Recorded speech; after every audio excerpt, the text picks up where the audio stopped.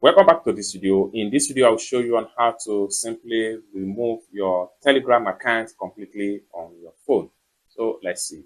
But before we dive into the tutorial, if you find this tutorial useful and you are foreign to this channel, remember to click on that subscribe, turn on the notification bell for more useful tutorial like this. So with that being said, let's get started. The very first thing you want to do is to head over to your phone settings. So I'm going to click on my phone settings right here. And the next thing you need to do is to simply scroll down all the way down and make sure you look for users and accounts. So click on that. It's going to take you right here. And the next thing you need to do is to simply scroll down all the way down and make sure you look for your Telegram account. So I'm going to simply click on Telegram right here and it's going to take you right here. At this point here, simply click on remove account, follow the prompt and the setup.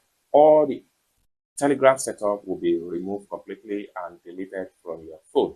It's as simple as that. So basically, this is how to simply remove Telegram account on your phone. I hope you really got value for this video. If you find this video useful, give this video a big like, and also remember to subscribe to the channel for more useful tutorials like this. Thank you so much for watching, and I hope to see you in my next video. Bye for now.